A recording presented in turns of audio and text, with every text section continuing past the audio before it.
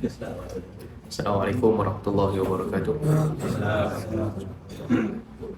Innal hamdalillah nahmaduhu wa nasta'inuhu wa nastahdihi wa nastaghfiruhu wa natubu ilaih wa na'udzu billahi min shururi anfusina wa sayyiati a'malina.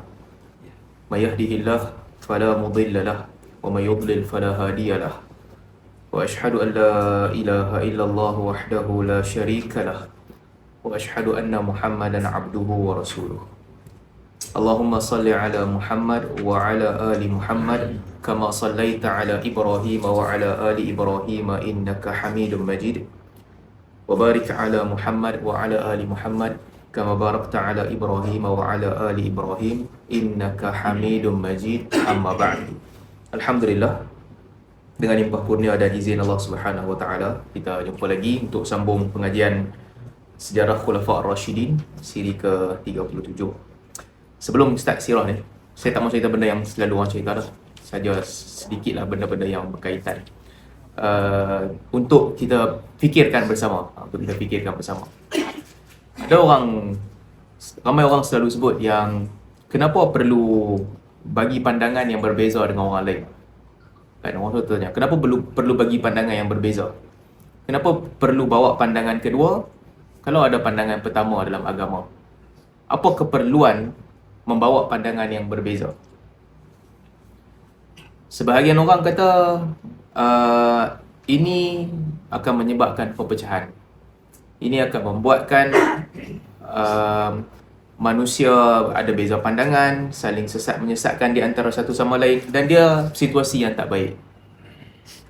Ada sebahagian orang kata orang-orang yang mengaji agama ni sepatutnya tidak terlibat di dalam perbezaan pandangan. Jangan bawa pandangan yang berbeza. Okay. Ramai orang sebut begitu kan.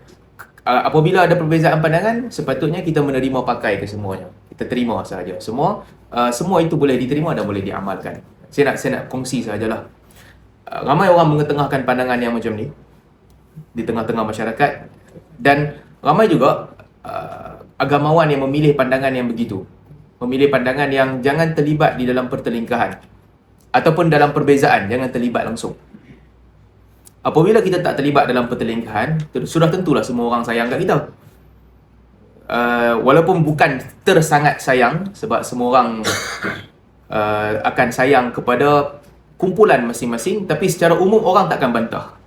Orang takkan bantah, orang kata baguslah dia ni tak cari pasal dengan siapa-siapa pun, dia baik je. Tapi kalau kita tengok sejarah para ulama terdahulu, kalau kita baca sejarah, kita akan dapati itu bukan jalan yang ditempuh oleh mana-mana ulama sekalipun. Nama kata ulama,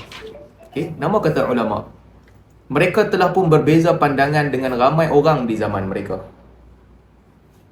Dan kebanyakan para ulama besar yang kita kenal pada hari ini, dalam hidup mereka ataupun di zaman mereka, mereka bukan hidup di zaman yang mudah dan disayangi oleh semua orang. Imam Abu Hanifah sebagai contoh. Kalau tuan-tuan ingat, saya cerita tentang keempat-empat imam dalam kuliah usul hadis dulu kan. Imam Abu Hanifah, walaupun dia telah meninggalkan jasa yang besar di dalam fiqh, tapi ketika hidup dia dikenakan kritikan yang sangat besar oleh ahli hadis. Ahli hadis kritik dia macam dia tu sesat.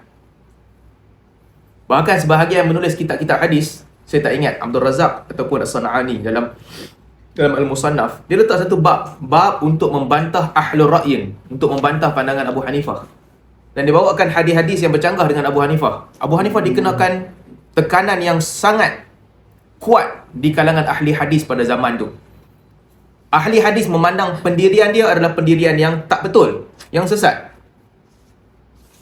Tapi setelah zaman berlalu dan dia firm dengan pendirian dia, dia tak beralih untuk mengikut buat pandangan-pandangan yang sama dengan dipersetujui oleh orang ramai. Dia tak tukar pun, pandangan dia macam tu je.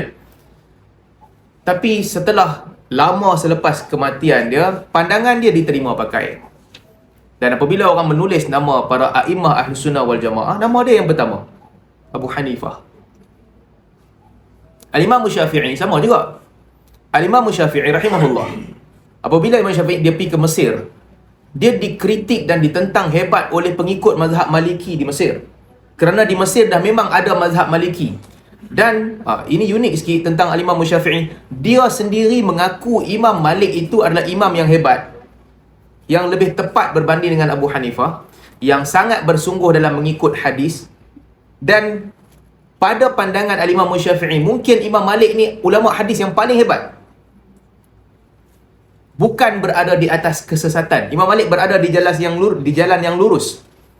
Tetapi apabila Imam Syafi'i pergi ke Mesir, dia membawa pandangan-pandangan yang berbeza dengan Imam Malik. Perbezaan ni bukan kata perbezaan kecil. Ada benda yang mazhab Maliki menganggap benda itu tertolak, Imam Syafi'i kata tak, benda ni tak tertolak, boleh diamal.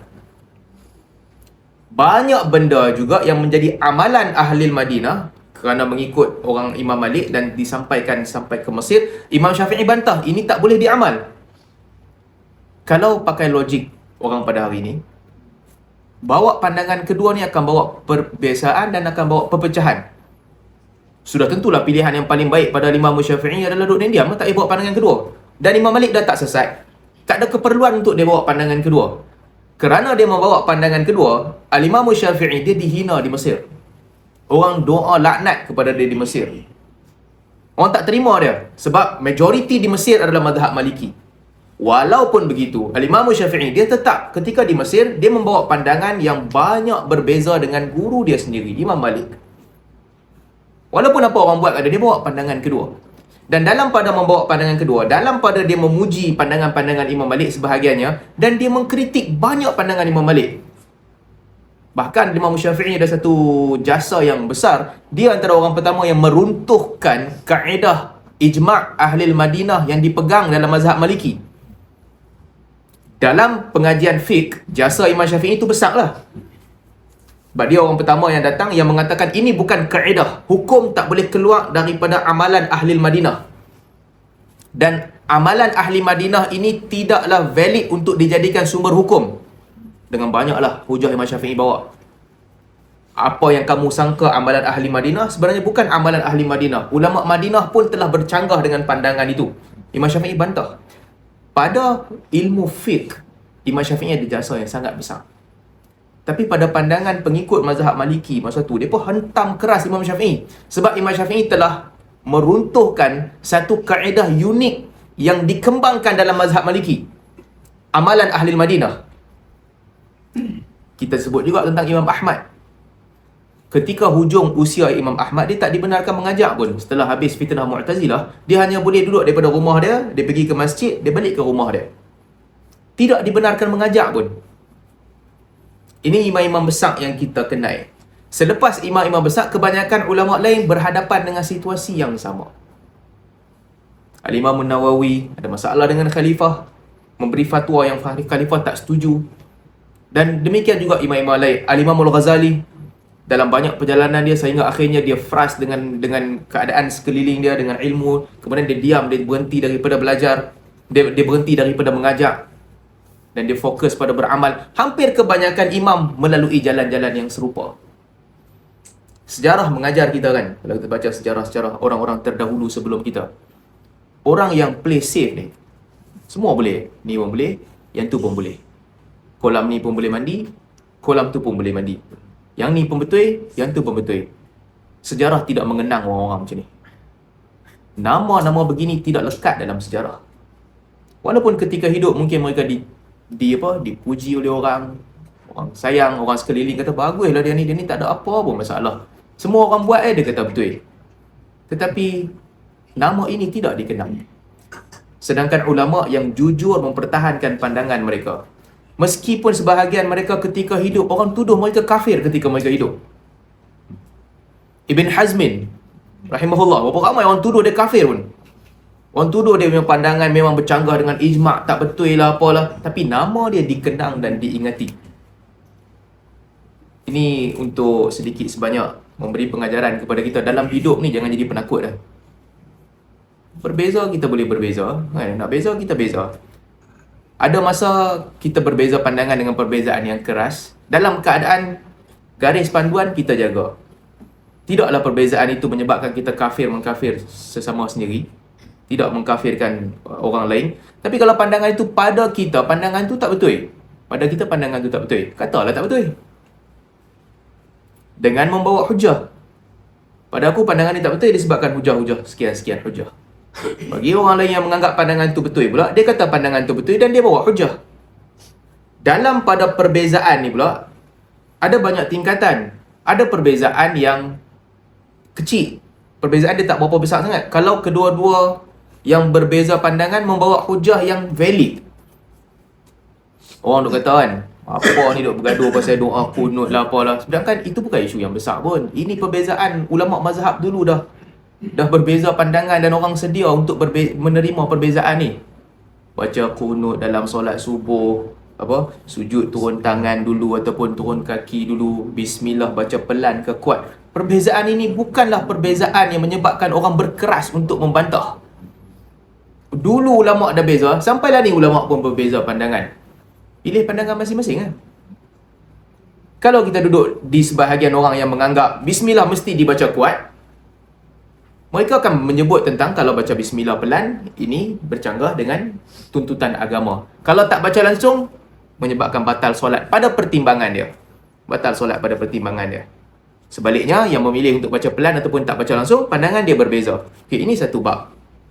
Kadang-kadang ada perbezaan yang dalil tak ada. Dalil umum ada, tapi praktis tak ada. Bila praktis tak ada, dan apabila amalan ini dibawa ke dalam masyarakat, kalau kita nampak amalan ni bila bawa ke dalam masyarakat membawa kesan yang buruk, sudah tentulah orang yang melihat ada kesan yang buruk di sebalik sebahagian amalan, dia akan bantah dengan bantahan yang keras. Inilah yang Imam Malik buat. Budaya-budaya baru yang orang bawa di Madinah, sebahagiannya budaya yang okey pun. Orang berkumpul selepas asar pada hari malam Jumaat untuk, saya tak ingat sebahagiannya, berkumpul pada waktu tertentu untuk membaca Al-Quran sama-sama. Imam Malik kata tak boleh. Dia bantah dengan bantahan keras. Kerana mungkin dia melihat amalan ni kalau dibenarkan nanti akan menjadi budaya yang berbeza dengan sunnah. Dan bantahan dia keras. Baca Quran ramai-ramai, suara yang sama. Saya sebut banyak kali dah contoh ni. Semua orang baca ramai-ramai. Imam Malik bantah, tak boleh. Di Madinah orang tak baca Quran macam tu. Kalau nak baca setiap seorang, hang baca. Kalau hang salah, orang lain boleh tegur. Habis seorang, pergi kepada seorang lagi. Tak boleh dibaca dalam keadaan semua orang baca sama-sama. Tajwid siapa betul, tajwid siapa tak betul, semua sekali harung je. Mungkin di sebalik amalan tu tak dibuat di Madinah, Imam Malik melihat bahawa ini kalau menjadi trend dia tak baik. Orang-orang yang tak pandai baca Quran sampai bila pun dia takkan pandai baca Quran lah. Dia duduk diikut je. Dia pun goyang mulut. Orang lain pun baca, dia pun goyang mulut sekali. Orang pun tak tahu kat mana betul, mana salah. Mungkin dia melihat itu. Lalu dia bantah. Dia bantah bantahan keras. Tapi di Syam, itu menjadi amalan. Ramai orang buat dan orang anggap benda ni baik dan orang buat. Jadi berbeza. Beza tu okey. Ulama Syam kata ini masih lagi termaktub di dalam ruang lingkup berzikir, membaca Al-Quran. Masuk dalam ruang lingkup majlis membaca Al-Quran. Okey, boleh diterima. Di Madinah, Imam Malik kata tak boleh. Khilaf lah. Demikian juga bila kita khilaf bab-bab lain pada hari ini. Ini saya nak bagi satu kaedah umum. Semua orang bila khilaf, dia akan bawa hujah dia. Isu yang famous, yang baru orang bincang baru ni kan. Bukan baru ni lah. Baru ni famous balik. Zikir hu ni semua ni kan. Kenapa kita bantah? Sebab kita melihat, saya melihat, satu, tak ada hadis Nabi SAW yang menunjukkan Nabi SAW ataupun para sahabat yang pernah berzikir begitu. Tak ada langsung. Diriwayatkan daripada Rasulullah SAW dan para sahabat. Yang kedua, majlis zikir yang begitu diasosiatkan dengan kumpulan-kumpulan tarikat tertentu dan level tertentu sahaja. Orang biasa tak payah buat. Dia sampai tahap tinggi sikit baru dia buat zikir begini. Agama tak ajak begitu. Agama mengajar ibadat mesti sama kepada semua orang. Siapa nak buat, siapa tak buat, tak buat. Dia tak ada level hang tinggi baru hang boleh amal zikir ni rendah. Nabi tak ajak begitu. Bercanggah lagi dengan hadis. Dan yang ketiga, budaya zikir hu ni membawa kepada kesan yang tak baik dalam masyarakat. Daripada orang zikir dalam keadaan rendahkan suara dia, sebut dengan perkataan yang jelas, Allahu Akbar, Subhanallah, Alhamdulillah, sampai sehingga menjadi budaya di hidup orang yang beramal begitu. Dia start dengan La ilaha illallah, lama-lama dia laju sikit Allah, Allah, Allah, Allah, lepas tu hu. Bukan begitu yang diajarkan oleh Nabi. Jadi kita bantah. Bila kita bantah, kita bawa hujah. Dan ada orang nak pertahankan, dia bawa lah hujah dia. Janganlah bantah orang. Maksudnya semua orang membawa hujah masing-masing. Siapa nak pertahankan, bawa hujah. Dan bila kita membantah, kita bawa hujah untuk menunjukkan yang tak betul. Dalil-dalil yang berpakai itu tak kena. Hakikat dia, Nabi tak buat. Begitu. Tapi saya nak cerita satu kelompok lagi ni. Kelompok yang kolam ni pun dia boleh masuk, kolam tu pun dia boleh masuk. Dia kira apabila orang bergaduh je, jangan bergaduh lah. Tak apalah, tu pun boleh, yang ni pun boleh. Ini sikap yang tak baik. Ini bukan pasal agama dah, ini bukan pasal manhaj, ini pasal sikap. Ni kita bukan cakap tentang bab mazhab mana hang ikut, aliran mana hang ikut. Kita boleh berbeza dengan musuh-musuh kita, bukan musuh lah. Kita boleh berbeza dengan orang yang berbeza pandangan dengan kita. Dalam keadaan perbezaan itu membawa kepada kita menghormati dia. Kita hormati dia, dia ada hujah. Walaupun kita tak setuju dengan dia, kita boleh berbeza hujah dengan dia. Tapi kalau yang main banyak kolam ni, ini bukan tentang berbeza hujah. Ini tentang satu sikap yang meredakan diri dia berada di mana-mana asalkan orang suka kat aku. Apa yang buat orang bagi orang tak bantah kat aku? Ambil stand ni. Ambil stand ni orang tak bantah kat aku. Ini sikap yang sangat tak baik dan tak boleh diterima. Kena teguh pegang dengan pendirian. Demikianlah yang dilakukan oleh para imam besar sebelum-sebelum ni. Tak ada lah watak yang jadi famous, yang dikenali dalam dunia ilmiah yang memilih sikap yang macam tu. Tak boleh. Semua ulama' yang meninggalkan jasa di dalam ilmu adalah para imam yang telah menekankan pentingnya pandangan dia. Pentingnya betul pandangan dia tu dan pandangan orang lain dikritik. Itulah sikap yang ada pada para imam. Orang awam jangan ceritalah, orang awam ni dia ikut dia ya, dia ikut trend je. Dia buat. Kadang-kadang ada orang cerita, pasal apa lah duk bergaduh bab ni? Bila kita tengok dia punya status Facebook, tiap-tiap hari dia tulis pasal bergaduh juga. Tiap-tiap hari, tiap-tiap post dia pasal bergaduh. Lepas tu dia main komen, pasal apa dah bergaduh bab ni? Oh, hang komen, hang bergaduh tak apa. Orang lain bergaduh tak boleh. Ini pun satu hal juga. Jadi itu sedikit sebagai mukadimah supaya kita membawa kepada kesimpulan dalam hidup ni jangan jadi penakut. Itu antara benda yang kita kena sama-sama ingat. Dan sama juga bila kita doa kepada Allah Subhanahu Wa Taala, supaya la nakhafu fi sabilillahi laumata laim, supaya kita tak takut bencian laumata laim, maki hamun orang-orang yang suka maki hamun pada jalan agama Allah, supaya kita tak takut itu. Dan bukanlah juga kita dalam agama ini kita mencari madhal madihin, puji-pujian orang yang memuji. Pandangan, ikut pandangan. Dia bukan tentang apa yang boleh buat orang puji aku. Dia bukan macam tu. Ataupun apa yang boleh buat bagi orang tak maki aku. Kalau itu pintu masuk kita itu salah. Ala kulli hal, itu sedikit sebanyak mukadimah untuk kita bawa kepada tajuk. Tak ada kena-mengena pula, tapi sebagai mukadimah sedikit sebelum kita masuk tajuk perbincangan kita. Baik, hari ini kita nak cerita tentang peristiwa yang berlaku setelah Nahrawan, peperangan Sayyidina Ali radhiyallahu anhu bertembung dengan kelompok Khawarij yang di luar daripada kota Iraq, mereka berkumpul di Nahrawan. Sepatutnya saya tulis dalam tajuk nak cerita tentang kewafatan ataupun pembunuhan Sayyidina Ali, tapi mungkin kita boleh tangguhkan sedikit tajuk tu. Kita mula dengan susunan yang ada dalam buku. Sedikit peristiwa yang berlaku di Mesir ataupun perkembangan politik di Mesir. Okay. Kenapa perkembangan politik di Mesir ini penting? Sebab Mesir adalah negara yang sangat kucar-kacir dan sangat susah dikawal. Mesir adalah negara yang daripada dulu lagi, apabila umat Islam masuk ke Mesir, dia ada kepelbagaian.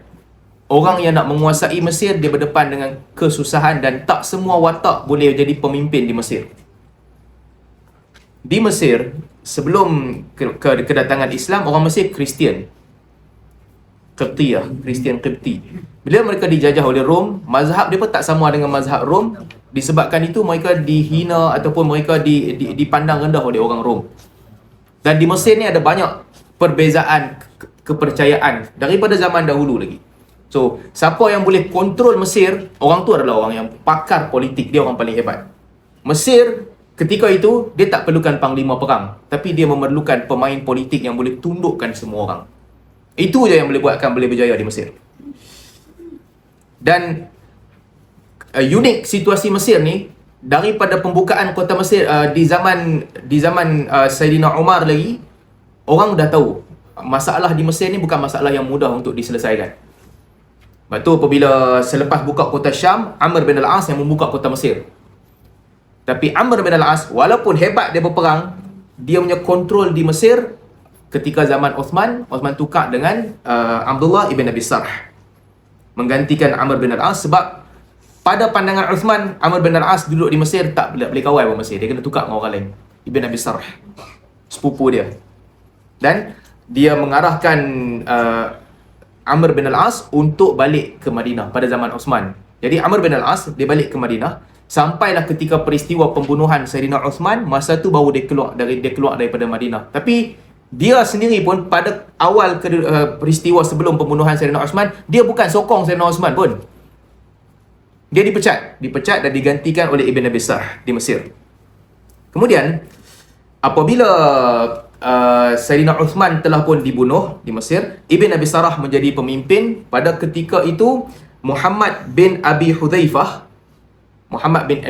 yang kita sebut dua nama yang mula menggerakkan penentangan terhadap Uthman di Mesir, Muhammad bin Abi Hudzaifah dan Muhammad bin Abu Bakar.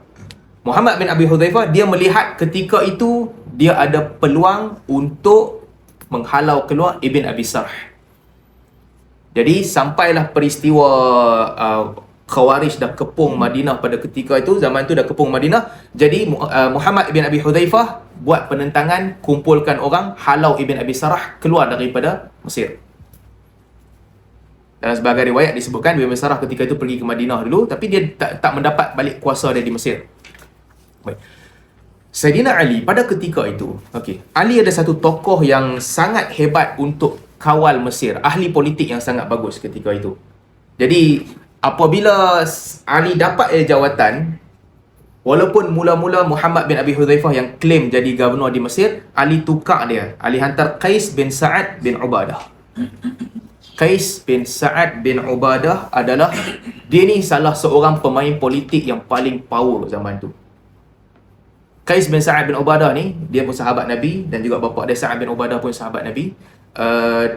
Satu orang yang dia sama kedudukan dengan Ali dan Muawiyah. Dia dihormati sama macam Ali dan Muawiyah dihormati. So seniority dia sama macam mereka. Power dia. Dia duduk dengan Nabi SAW. Macam Anas bin Malik juga. Macam Anas bin Malik 10 tahun. Anas cerita dia duduk dengan Nabi 10 tahun. Kata Anas bin Malik, Qais bin Sa'ad bin Ubadah ni dengan Nabi SAW ka sahibi syurt lil malik. Ka sahibi syurt minal malik. Kedudukan dia dengan Nabi SAW sama macam bodyguard yang duduk dengan raja. Dia sangat rapat dengan Nabi SAW. Qais bin Sa'ad. So Ali hantar dia ke Mesir.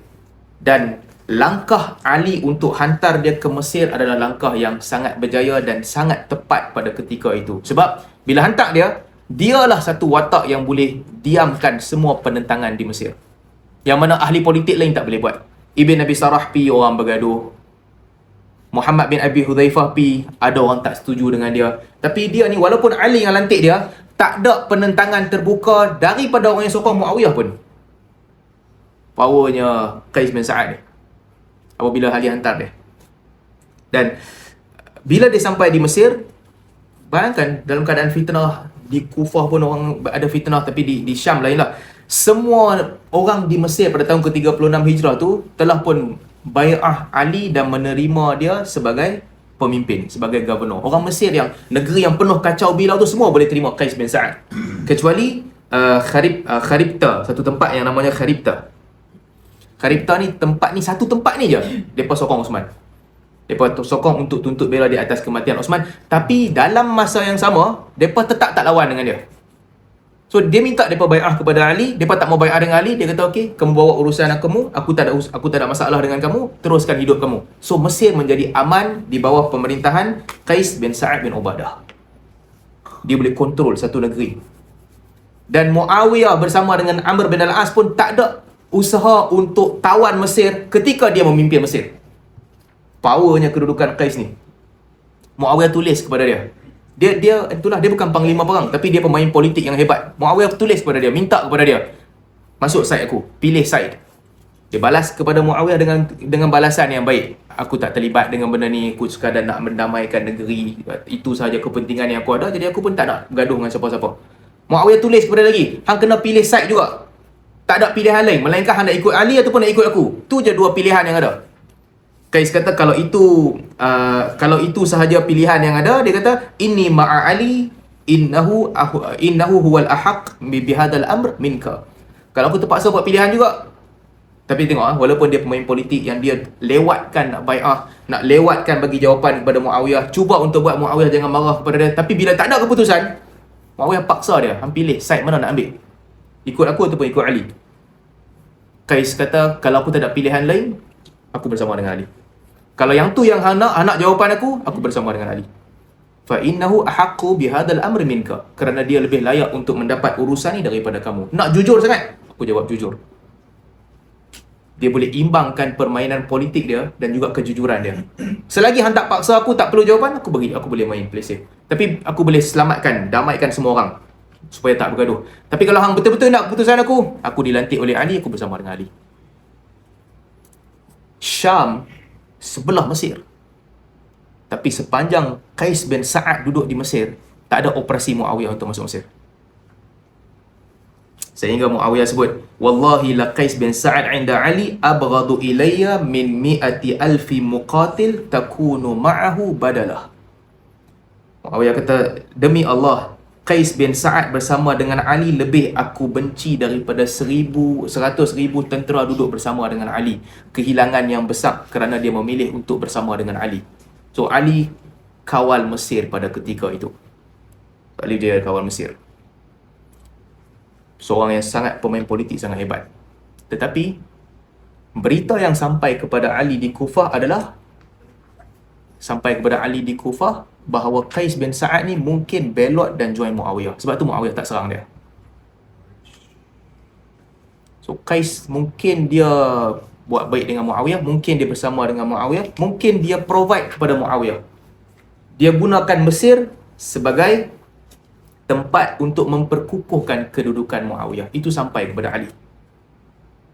Sedangkan Qais kontrol Mesir tu tanpa ada orang bantah dan tanpa orang perang ke semua kampung ketika itu, terang-terangan bai'ah Ali, kecuali satu tempat je, Khiribta. Satu tu. Yang lain semua bai'ah Ali.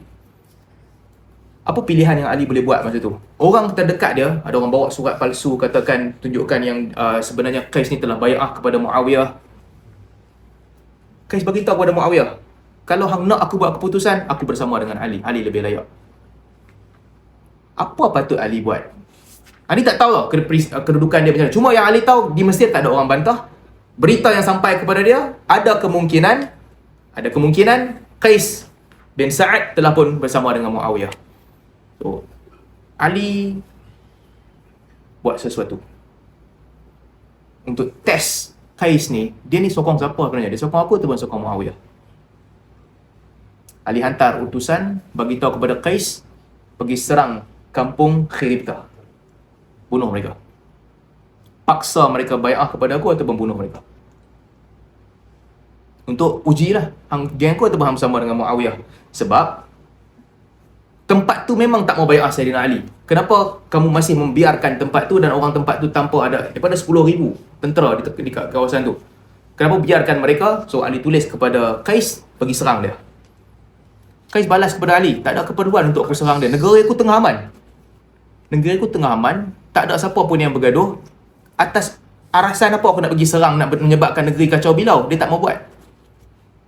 Bila dia tak mau buat, Ali minta juga untuk dia buat. Qais kata, in kunta annaha amartani bihadha litakhtabirni liannaka ittahamtani.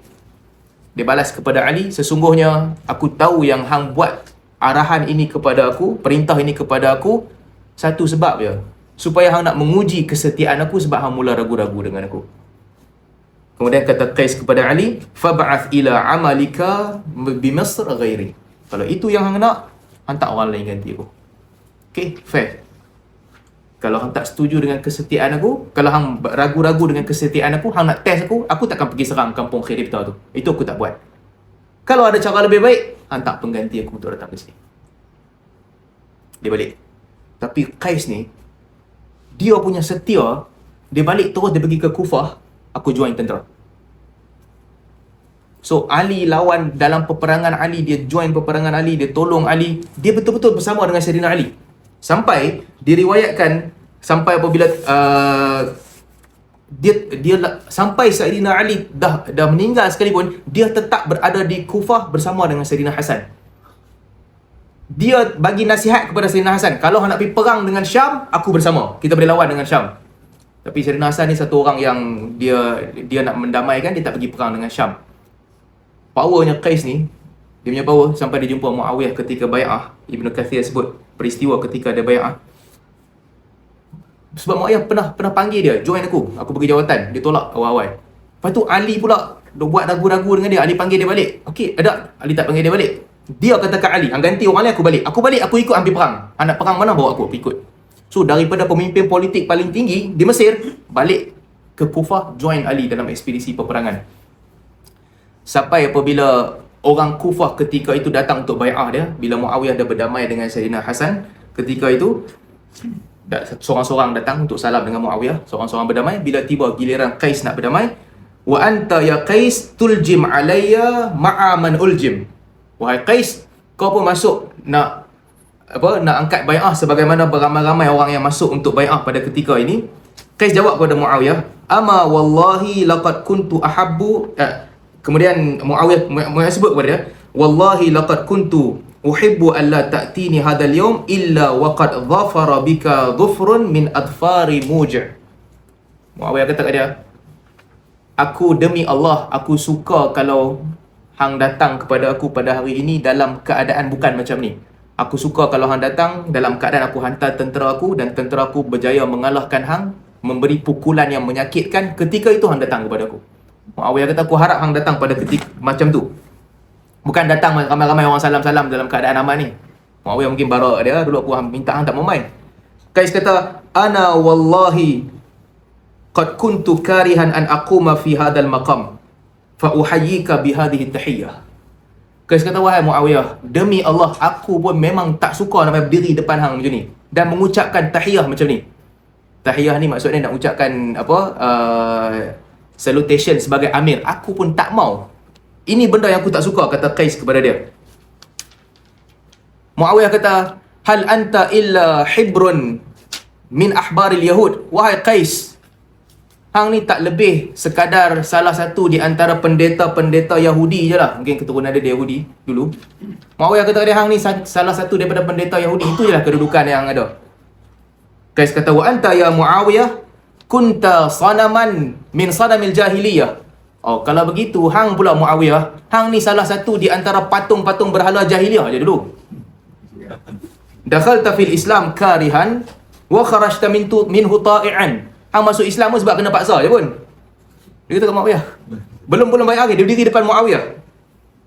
Faqala Muawiyah, Allahumma ghufran. Ya Allah, ampunkan aku. Kemudian Muawiyah kata kepada dia, mud yadak. Mai tangan. Tak payah cakap banyak, mai tangan, kita bai'ah. Qais kata kepada dia, in syi'ta zitta zittu. Qais kata kepada Muawiyah, kalau hang nak main cakap lagi, hang cakap aku balas. Muawiyah kata, tak payah, mai tangan bai'ah. Ketika itu dia bai'ah Muawiyah. Tapi itu cerita tentang dia. Cuma yang pentingnya Qais ni, dia adalah kehilangan besar kepada Ali di Mesir. Hilang sahaja Qais daripada Mesir, Ali hilang kuasa di Mesir. Ini kita cerita pasal pembacaan politik. Tak semua orang boleh kawal semua benda. Dan tak semua orang ada firasat yang betul. Ali mungkin ada firasat. Orang yang lebih rapat dengan dia adalah Ashtar.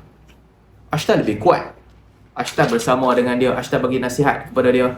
Lebih baik dia gantikan dengan Ashtar. Buang Qais. Tapi seni politik, kehormatan yang ada dekat Qais tak ada dekat Ashtar.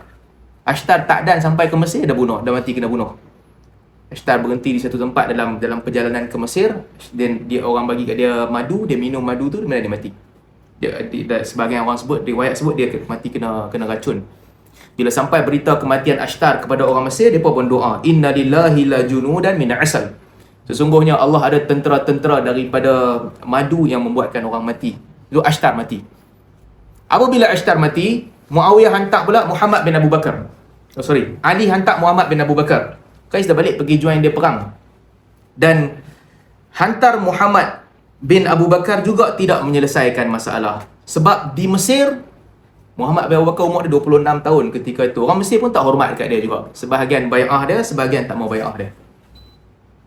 Jadi apabila kedudukan Mesir dah tak kuat, dah mula goyang, ketika itu Muawiyah bincang dengan panglima-panglima perang yang dia ada. Amr bin Al-As, Syurahbil, Habib bin Maslamah, Abdul Rahman bin Khalid bin Al-Walid, Ad-Dahhak bin Qais, Busr bin Abi Arta'ah, Abu A'war As-Sulami.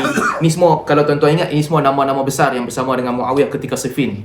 Masa dia bertempur awal-awal itu, inilah panglima tiap-tiap hari yang jadi ketua perang.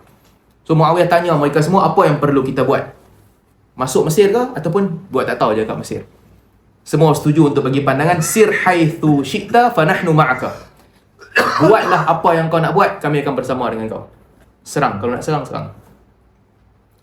Satu, Ali dah kehilanganlah kawalan di Mesir. Adanya Qais menyebabkan Muawiyah tidak berminat nak serang Mesir pun pada ketika itu. Dia duduk diam je. Tapi hilangnya diganti dengan Muhammad bin Abu Bakar. Muawiyah pun tengah marah kat dia. Maka dia hantar tentera untuk pergi. Tapi seni politik Muawiyah pula, nanti kita akan baca lebih panjang. Seni politik dengan Muawiyah, tak ada keperluan dengan gaduh. Dia punya skill. Sebab ini mungkin antara rahsia yang menyebabkan orang Syam tak lawan dengan Muawiyah. Tak ada keperluan, jangan gaduh. Orang minta maaf, maafkan. Dia buat macam tu. Seni dia. Menyebabkan di Syam, tak ada siapa bantah dia. Bayangkan Syam ni, asalnya tempat yang besar dan lebih bertamadun di Syam berbanding dengan di Kufah dan Basrah. Tapi tak ada siapa. Dalam Syam, semua orang ikut dia. Ikut pandangan dia. So, Muawiyah bincang dengan Amr bin Al-As. Dia beritahu kepada Amr bin Al-As, Mesir ni hang punya tempat. Dulu zaman Umar bagi kat hang. Kemudian Uthman ganti dengan Abi Besar. So kalau menang Mesir, hang jadi wali semula di Mesir. Kalau dapat Mesir. Amr bin Al-As bagi pandangan kepada Muawiyah, okey, kalau begitu kita boleh masuk ke Mesir, dan dia minta tab'ath ilaihim rajulan ma'ahu jundan ma'muman. Hantarlah ke Mesir ni satu orang yang memimpin tentera yang paling dipercayai untuk masuk ke Mesir, supaya boleh kalahkan Muhammad bin Abu Bakar dan mengambil alih kekuasaan di Mesir. Muawiyah kata tak, jangan buat macam tu. Tulis kepada kawan-kawan kita di Mesir, nu'allimuhum biqudumina ilaihim. Kawan-kawan kita di Mesir, tulis kepada mereka, ni kami nak sampai. Bila kami sampai, datang dan support kami. Dan tulis kepada mukhalifina kitaban nad'uhum ila sulh. Musuh-musuh kita di Mesir, tulis juga kitab kepada mereka, sila berdamai. So Muawiyah dengan Amr bin Al-As ada dua pandangan berbeza. Amr bin Al-As kata hantar tentera paling kuat yang kita ada masuk Mesir, kontrol Mesir. Paksa mereka untuk bai'ah. Muawiyah kata tak, jangan buat macam tu. Cari tempat-tempat orang yang bersama dengan kita, hantar surat, kami akan datang bersama dengan kami. Cari tempat orang-orang yang bermusuh dengan kita, berbeza dengan kita, hantar surat, datang kita berdamai. Muawiyah sebut kepada Amr bin Al-As, anta ya Amr rajulun burika laka fil ajalah wa ana mru'un burika li fit ta'udah. Wahai Amr bin Al-As, engkau adalah lelaki yang Allah akan bagi berkat kepada engkau apabila engkau berebut. Aku pula adalah lelaki yang apabila aku sabar dan buat kerja pelan-pelan, Allah berkati perjalanan aku. Muawiyah kata pilihan aku lebih tepat. Jangan gaduh.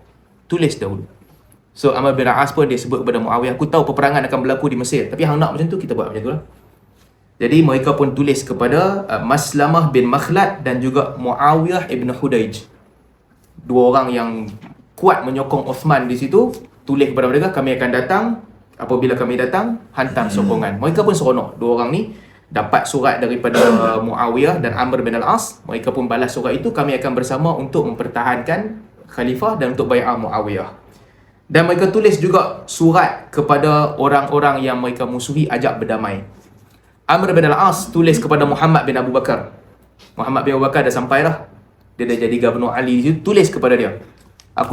Dua surat sampai kepada dia. Satu daripada Amr bin Al-As, ditulis bahawa aku tak ada keperluan untuk bunuh kamu dan aku pun tak nak darah kamu, serahkan kuasa, dah selesai. Surat pertama dia buka, dia baca. Tinggalkan kedudukan sebagai Gubernur Mesir dan keluar. Itu lebih baik. Surat kedua daripada Muawiyah. Dia buka pula surat Muawiyah. Muawiyah tulis, wa inni la na'lam ahadan kana ashadda khilafan ala Uthman minka. Aku tak pernah tahu ada orang yang lebih berat permusuhannya terhadap Uthman daripada engkau. Muawiyah tulis kepada Muhammad bin Abu Bakar, Dalam banyak-banyak orang, hang yang paling banyak buat perangai menyusahkan Uthman, yang paling banyak membuat kerosakan kepada Uthman. Thumma anta tadhunnu anni anka na'im aw li fi'lika nasi. Kemudian hang boleh ingat yang aku tidur buat tak tahu je, ataupun melupakan perbuatan hang yang buat jahat kepada Uthman tu. Muawiyah kata hatta ta'ti fatata'ammar ala biladin anta bihajar. Sehingga itu membuatkan kau datang dan juga jadi pemerintah di negeri yang bukan negeri hang pun. Ini bukan negeri hang, Mesir ni. Muawiyah tulis wajullu ahluha ansari. Sedangkan negeri ini kebanyakan rakyat-rakyatnya adalah orang yang menolong aku. Muawiyah kata qad ba'athtu ilaika bijuyush yataqarrabuna ila Allah bijihadik. Aku akan menghantarkan kepada engkau tentera yang mereka akan mendekatkan diri kepada Allah dengan cara membunuh engkau.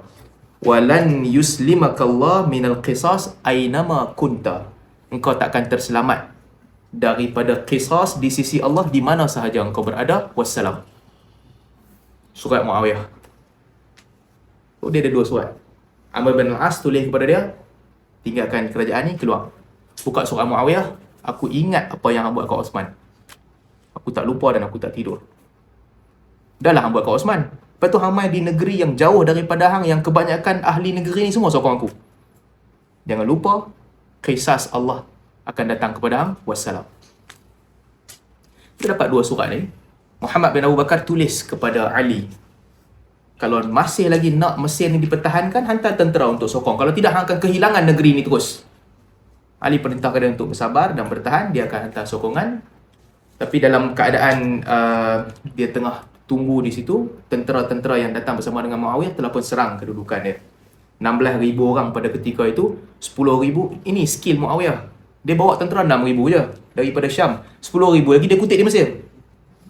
Surat-surat yang dihantar kepada orang Mesir, siapa yang tak setuju dengan Ali, siapa yang nak tuntut bela darah Osman, come, kita join force.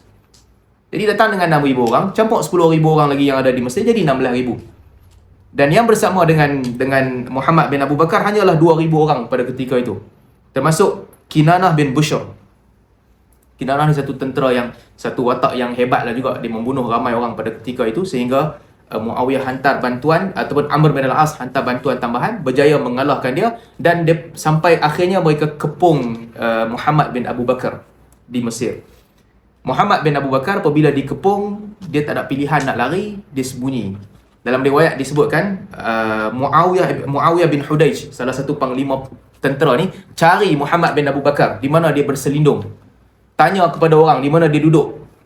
Sampailah satu tempat ada bangunan lama, bangunan yang tak digunakan lagi. Orang tanya, orang bagi tahu ada satu orang, nastankiruhu, kami tak kenal dia ni siapa, tapi dia berselindung di sebalik bangunan ni.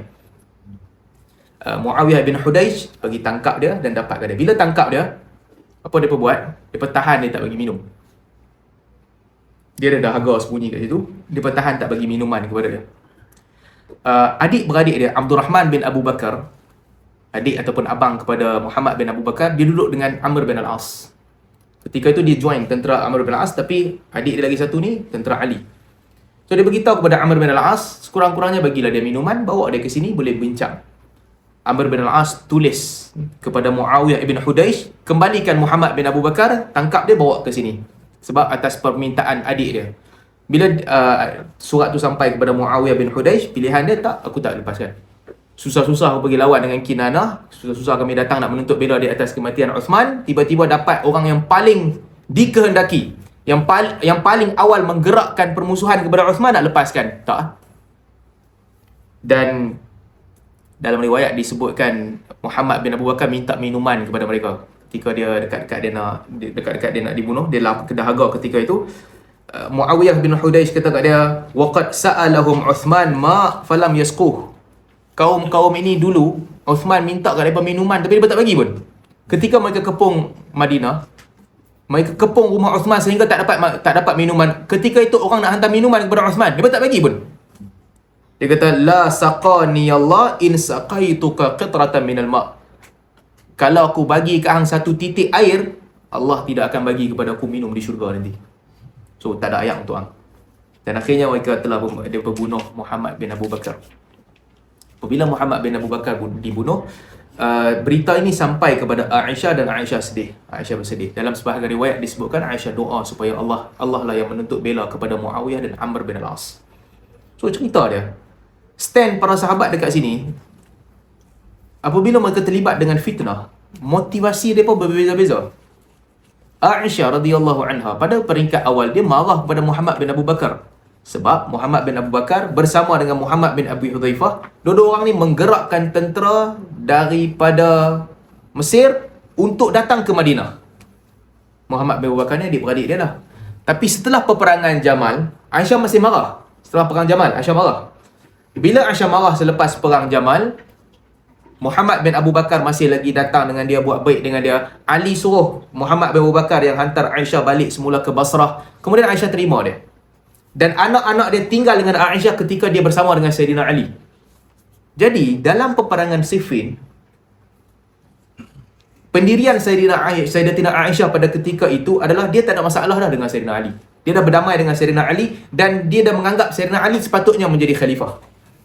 Muhammad bin Abu Bakar ikut Sayyidina Ali pula dengan pertempuran yang lain sehingga jadi wali di Mesir. Dan apabila dia dibunuh oleh tentera Muawiyah ataupun tentera Amr bin Al-As, specifically Muawiyah ibn Hudayj, bila dia dibunuh oleh mereka, Aisyah marah. So, bila Aisyah marah, ini menunjukkan kemungkinan besar cerita-cerita yang menyebutkan bahawa Muhammad bin Abu Bakar ketika detik pembunuhan Osman tu dia tak terlibat. Walaupun pada peringkat awal dia salah seorang yang menggerakkan tentera, dia datang bersama dengan mereka. Sebahagian riwayat menyebutkan dia salah seorang yang pegang janggut Osman ketika dia kepung Osman. Osman kata, "Bapa hang pun tak pernah pegang janggut aku macam ni." Tapi apabila Aisyah memaafkan dia, Aisyah doa supaya Allah lah yang membalas apa yang dibuat oleh Muawiyah dan juga Amr bin Al-As, menunjukkan mungkin riwayat yang tepat adalah ketika dekat dengan detik-detik Osman dibunuh, Muhammad bin Abu Bakar tak terlibat pada ketika itu. Ketika itu dia mungkin berhenti dan dia meninggalkan orang lain yang buat kerja membunuh Osman. Wallahu a'lam. Tapi apa yang berlaku kepada Osman, satu persatu orang yang terlibat mereka dibunuh. Daripada zaman ni lagi. Al-Ashtar sebelum sampai ke Mesir dibunuh. Muhammad bin Abu Bakar daripada dia berkuasa di Mesir, dia juga telah pun dibunuh ketika itu. Apa lagi cerita yang kita ada dalam ni?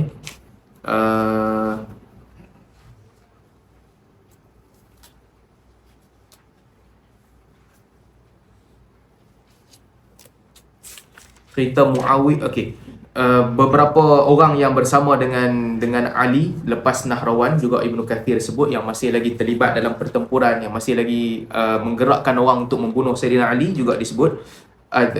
Sebelum membunuh Sayyidina Ali, yang tak mau bai'ah kepada Sayyidina Ali selepas Nahrawan, kelompok Khawarij yang kecil masih lagi bersama untuk lawan dengan Sayyidina Ali. Antara dia Al-Kharid Ibn Rashid, satu kumpulan Khawarij yang kecil je. Khawarij ni perangai dia macam biasalah, walaupun dia tak ramai, cukup je orang, dia nak membantah. Walaupun bilangan dia sikit je. So apa yang dia buat, dia diminta kepada Ali, hang telah berperang membunuh orang Nahrawan, sedangkan mereka berada di atas kebenaran. Yang salahnya hang sebab tak nak berhukum dengan hukum Allah, dia nak keluar. Nak keluar daripada Kufah. Sayyidina Ali tak benarkan dan dia keluar juga. Kemudian berlaku pertempuran sehingga menyebabkan dia dan pengikut dia mati ketika itu. Pertempuran kecil di Kufah masih lagi berlangsung sampailah tahun 40 Hijrah. Pada ketika itu barulah berdamai. Dapat keputusan sepakat di antara Ali dan Muawiyah untuk sama-sama jaga dah wilayah takluk masing-masing.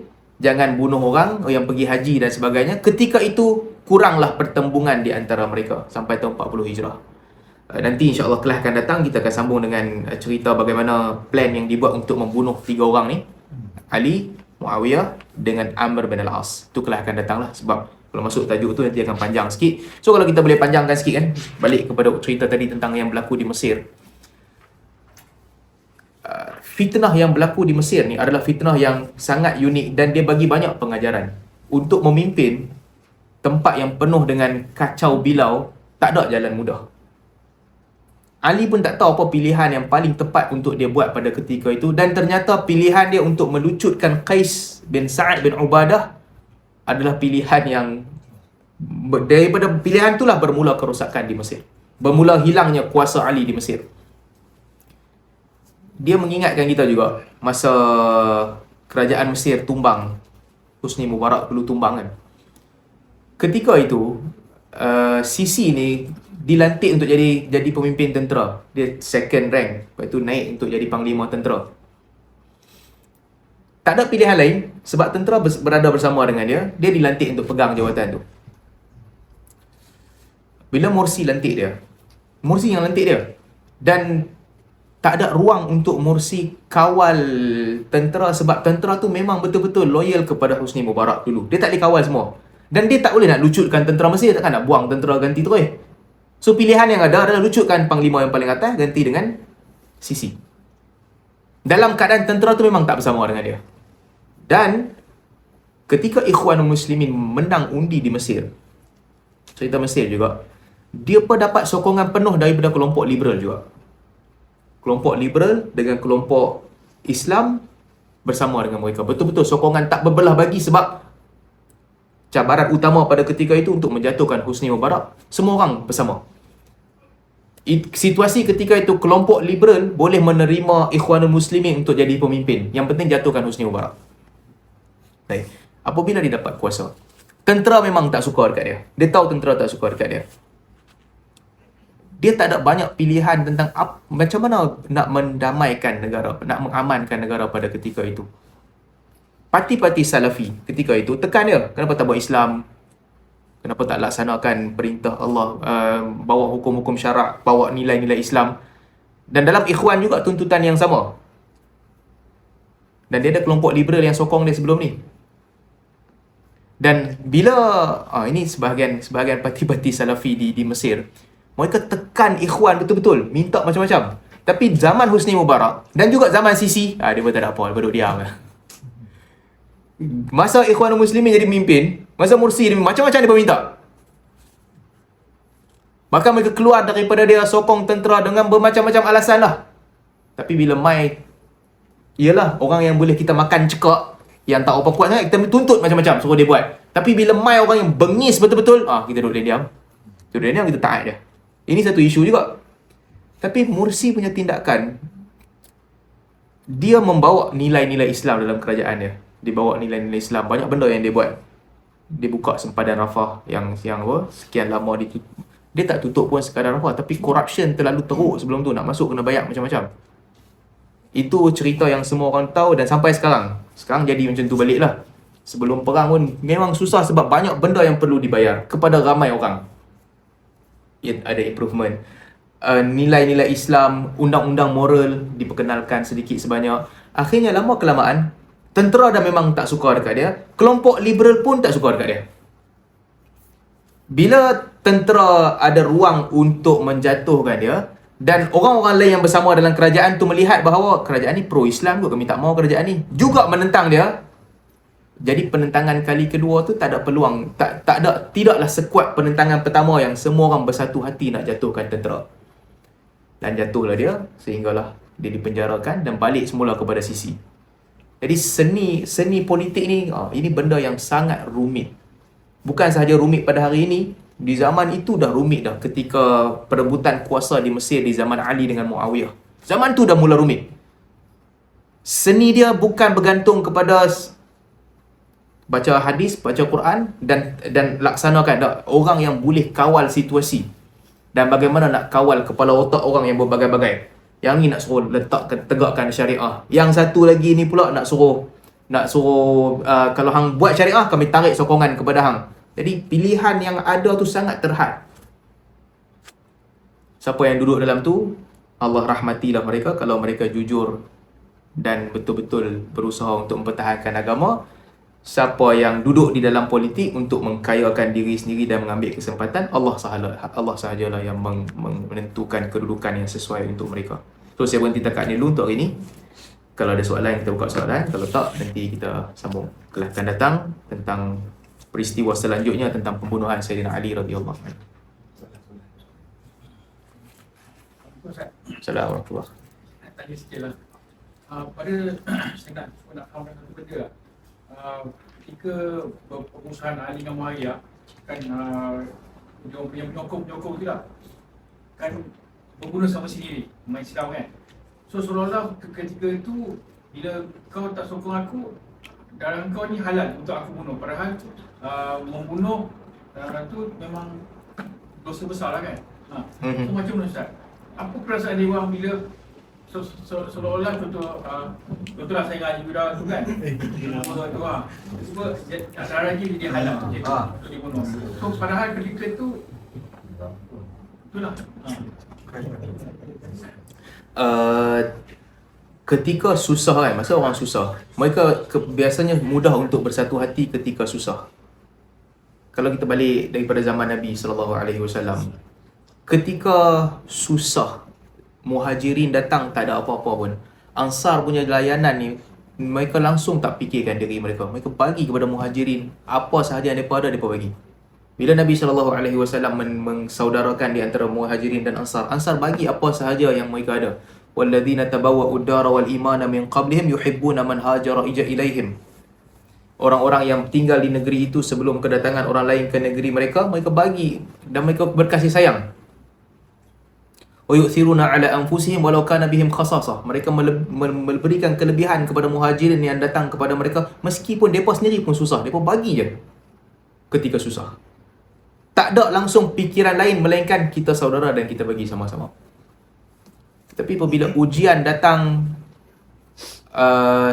bila ujian datang sedikit kesenangan, di sini manusia mula diuji. Manusia bila diuji, apabila dia nampak ada sedikit kesenangan, dia sedikit diuji.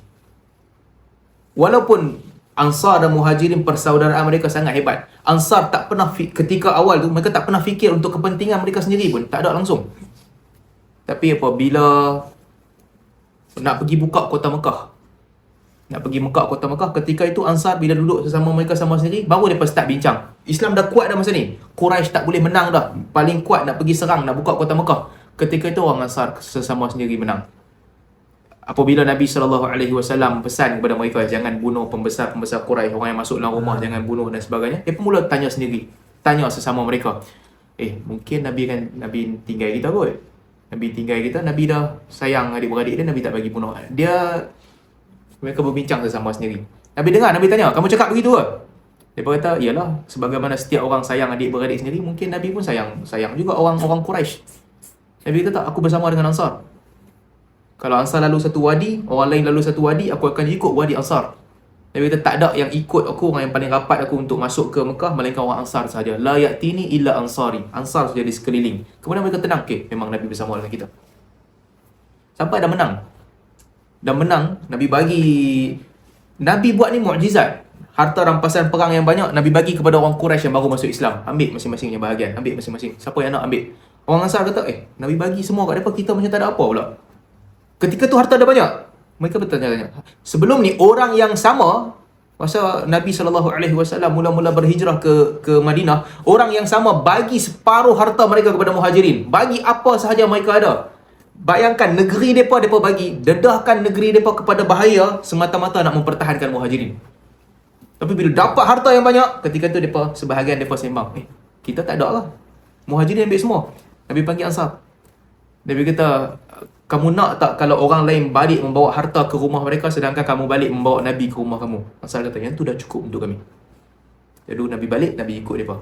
Jadi ujian ni datang bila orang bila ada sedikit untuk dipertahankan, ketika itu datang ujian. Inilah yang Abu Dzar Al-Ghifari radhiyallahu anhu, dia bertegas masa zaman Uthman. Dia sebut masa zaman Uthman, tak ada seorang pun di kalangan para sahabat Nabi SAW melainkan rumah mereka telah dimasuki oleh kuasa dan harta, melainkan aku je.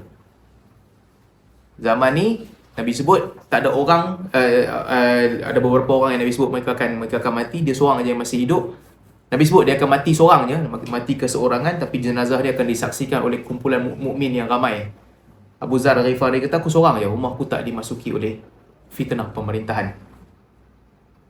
Sa'ad bin Abi Waqqas sama juga kan, orang minta, kita dah bincang minggu lepas kan, dia kata pi lah minta majlis tahkim. Kot-kot lah orang tak mau Ali, orang tak mau Muawiyah, orang kata Sa'ad bin Abi Waqqas senior, boleh bagi kat dia. Kita aku tak mau. Innallaha yuhibbul 'abda taqiyyal khafiyyal ghani. Sesungguhnya Allah suka hamba Allah yang bertakwa, yang slow down, relax dan juga kaya. Aku dah kaya dah. Aku jaga takwa aku kontrol diri aku, tak payah berebut harta. Tapi inilah sebahagian orang. Tapi untuk kebanyakan orang, Apabila dia tak ada orang, tak ada nak bergaduh dengan musuh, ketika itu dia akan fikir. Motivasi dia begitu. Jadi bila situasi ini berlaku, akhirnya orang akan taksub dengan pandangan mereka sendiri.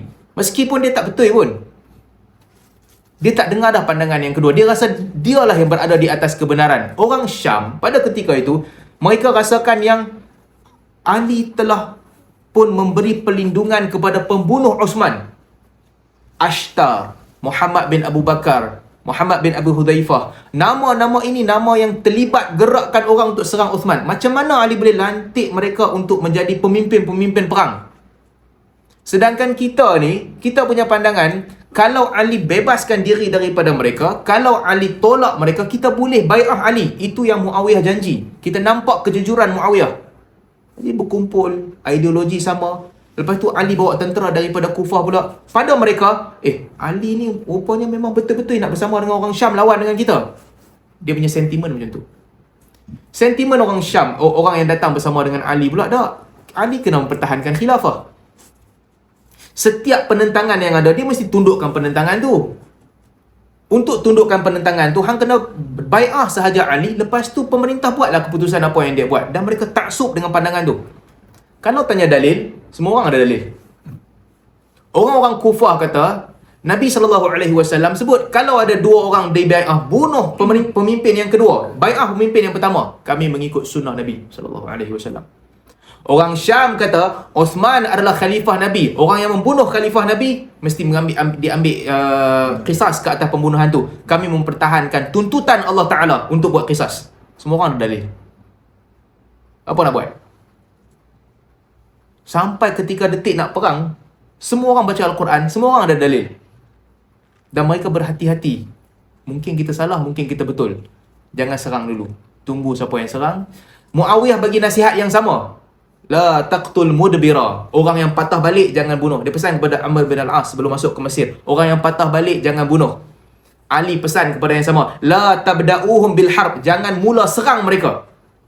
Tapi orang merasakan dia betul. Sampai ke tahap apabila Ammar dibunuh. Ammar dah dibunuh. Nabi kata kepada Ammar, taqtuluka fi'atun baghiyah. Engkau akan dibunuh oleh satu kelompok yang melampaui batas, yang pelampau. So kalau Ammar dibunuh, patutnya clear cut. Siapa yang bunuh Ammar tu adalah pelampau. Ketika itu tentera-tentera Kufah mereka bersemangat. Okey, kita berada di atas kebenaran.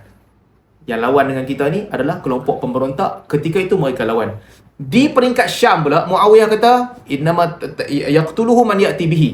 Siapa yang bawa dia mai ke medan ni, orang tu lah yang bunuh dia. Oh, orang Syam kata Ali lah yang bunuh dia. Ali bawa mai dia ke medan ni. Dua-dua orang pakai takwil. Meskipun takwil tu salah, tapi itulah yang berlaku bila orang berbeza. Jadi kesimpulan dia mungkin manusia ni dia kena bergaduh lah kira. Manusia ni akan bergaduh. Dia akan bergaduh. Kalau dia tak ada musuh, mungkin biasanya manusia berdamai dan bergaduh itu biasa kot. Itu naluri semua dah jadi biasa. Orang Arab kata, dia ada pepatah Arab kata, ana ala akhwi, ana wa akhwi ala ibn ammi, ana wa ibn ammi ala gharib. Aku tiap hari bergaduh dengan abang aku. Duduk dalam rumah, aku dengan abang aku mesti bergaduh, tak pernah damai. Ada ruang nak bergaduh, bergaduh. Tapi aku dengan abang aku, kami akan join sama-sama bergaduh dengan sepupu aku. Jadi kalau kat sepupu aku campur, aku nanti join dengan abang aku, kami dua orang gaduh dengan sepupu aku. Mesti gaduh kan. Aku dengan abang aku geng lawan dengan sepupu. Tapi kalau sepupu aku bergaduh dengan orang luar, aku dengan abang aku dengan sepupu aku, kami tiga-tiga jadi geng bergaduh dengan orang luar pula. Jadi cerita dia kena bergaduh. Ini mungkin naluri biasa manusia kot. Pertembungan tu akan wujud. Pertembungan akan wujud. Mudah-mudahan Allah Subhanahu Wa Taala letakkan kita bertembung ni dengan orang-orang yang jahat. Jangan jadi bertembung atas ijtihad. Tapi para ulama bila mereka bahaskan isu ni, mereka kata ikhwanan ala sururin mutaqabilin. Antara tentera-tentera muslim yang terlibat ketika itu, mereka ni diumpamakan seperti saudara-saudara yang nanti di akhirat akan duduk berhadapan di atas kerusi, dan Allah wa naza'na ma fi qulubihim min ghillin. Kami akan cabut kebencian-kebencian yang ada di dalam jiwa mereka, dan mereka duduk di atas kerusi berhadapan, saling berdamai di antara satu sama lain. Itulah situasi yang kita gambarkan tentang para sahabat. Wallahu a'lam. Okey kan? Okay, kita berhenti dekat ni dulu. InsyaAllah kita sambung bila Haji Rahman bagi slot. Kelas akan datang nanti kita sambung tentang pembunuhan Sayyidina Ali. Subhanakallahumma wa bihamdik, asyhadu an la ilaha illa anta, astaghfiruka wa atubu ilaik. Assalamualaikum warahmatullahi wabarakatuh. Waalaikumsalam.